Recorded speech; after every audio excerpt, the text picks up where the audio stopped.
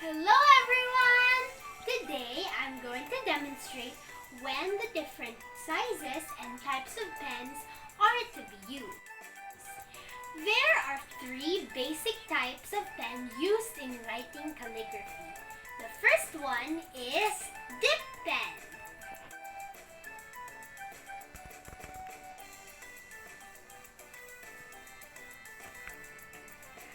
Dip pens are simply a metal nib that fits into a solid handle.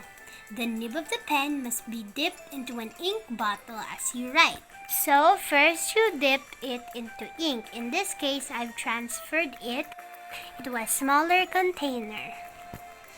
You can buy the ink in National Bookstore. And the one that we have here, it's called China ink. Okay, so this is how you write with a dip pen. I'm gonna write my name.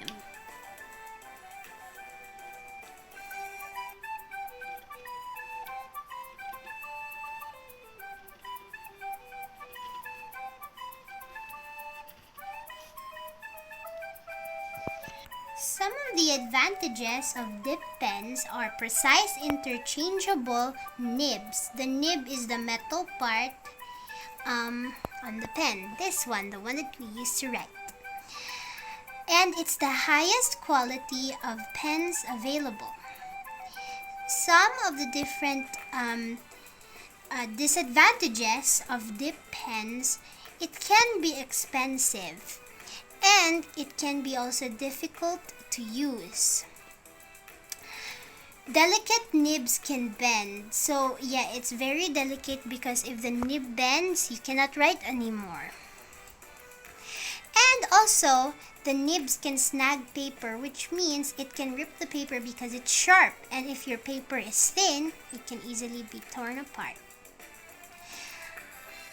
And the ink can be messy, yes. When it spills or sometimes when it smudges, it can be like what happened here. It smudged. And it must be cleaned after each use or else the ink will build up and you cannot write on the pen anymore. So, those are the advantages and disadvantages of dip pens. Next, fountain pen.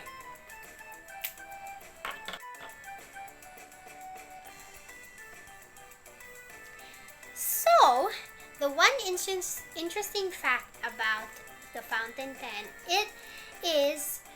it has a ink cartridge in the handle which supplies the ink to the nib. So from here, this is the ink and this part supplies ink to the nib so you can write.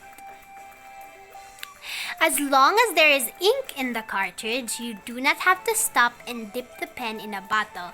This is the advantage of fountain pens because in fountain pens, you don't have to dip and dip again, unlike the dip pen. So, this is how you put ink into the cartridge in the handle of a fountain pen.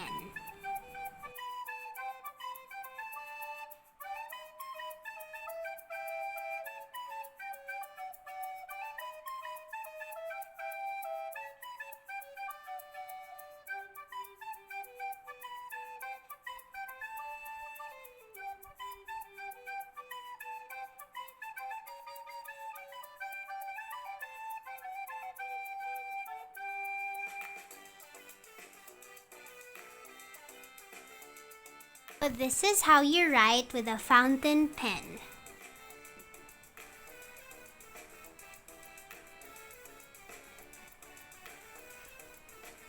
So, some of the advantages of fountain pens are they are better quality than felt tip pens, easier to use than dip pens, and they don't require dipping in an ink bottle, and you don't need to dip and dip and dip. That's what I said earlier. That's one of the advantages of the fountain pen.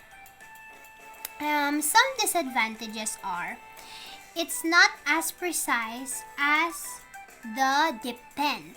And sometimes ink can stop flowing on a push stroke. When you push the pen really hard, sometimes the ink doesn't flow out, and that's one of the disadvantages. And changing the ink cartridge can be messy and requires cleaning the nib. So that is the fountain pen. So the next type of pen is the felt tip pen. I have here different sizes of pens. Felt tip pens are complete with a felt nib and ink handle. Most cannot be refilled, but some of the more expensive art pens can now be refilled and have the felt tips replaced. So that is the felt tip pen. Unlike the fountain pen and the dip pen, you don't have to refill the ink in the cartridge or to dip and to dip in the case of the dip pen. This one, it already has in the tip, so you don't have to dip. So I have here different sizes of the nib width. And example, this one is 3 millimeters in the nib width. This one is 2 millimeters in the nib width. As you can see, they vary in their sizes. This one's small, this one's big. And then this one is 3.5 millimeters in nib width. It's bigger than this. And then this one is also 2 in millimeters. So those are the different nib widths. Let's see the effect of the different nib widths. So I'm gonna write my name again. Okay. So this one, it is 3.5 millimeters nib width. So as you can see, it's pretty big. If you have big spaces in your poster, you can use this because it's big. And then the next size that I have is the 3 millimeter one. So let's try it.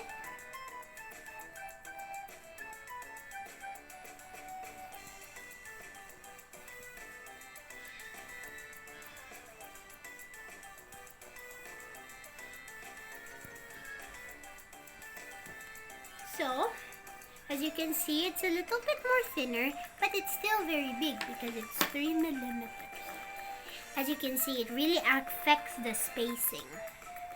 And now, we're gonna use the 2 millimeter one. So we're getting smaller. This one is also 2, so I'm just gonna use 1.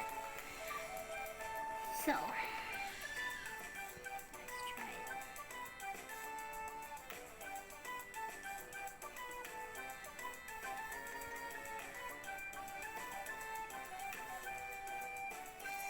So that is a 2 millimeter one. As you can see, this one is a 3.5, this is the 3, this is the 2. So as you can see, it takes up less space when you use the little one, the smaller ones. And if your poster only has a small space for lettering, you can use the smaller nib widths. So some of the advantages of felt tip pens they are least expensive, and they are the most common pen you will see in any art store. And also, they are the easiest to use. Yes, they are very easy to use. And also, they don't leak. Unlike the dip pens and the fountain pens, they don't leak. And also, they require no maintenance. Unlike dip pens and fountain pens, you have to clean the nib every time you change the ink. This one, it does not require any of that. Disadvantages: least precise of the 3 types. Most, but not all, are not refillable. It can dry out and the quality of the line decreases as the felt tip wears. So as you can see here, this is what happened. This is my pen. This has been used so many times now, and as you can see, it's wearing away, and here you cannot define the thin lines from the thick lines. And like this one, you can really define the thin lines and the thick lines. With this already weared out felt tip pen tip, you cannot define anymore, and it's like all solid lines. So yeah, so that is one of the disadvantages of felt tip pens. So now I'm going to show you how to do lettering with pencils. One of the best ways to make lettering for posters is actually with pencils. By placing two regular pencils beside each other and joining with elastic bands or tape, you can sketch the letters onto a poster and then use felt markers, paint, or crayons to finish the letters. This is a safe way to make posters because you can erase any mistakes and redo that spot while in the sketching phase. So, I am going to show you how to do lettering with two pencils. So I'm going to do, this is actually a Gothic font. So I'm going to try and do that right now. I'm just going to write A, B, C, D.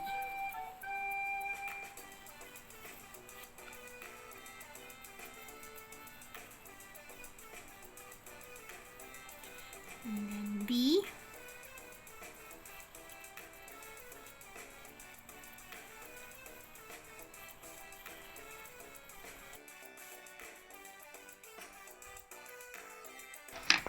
Now, I am going to fill it in with color pencils so that it will have color like this.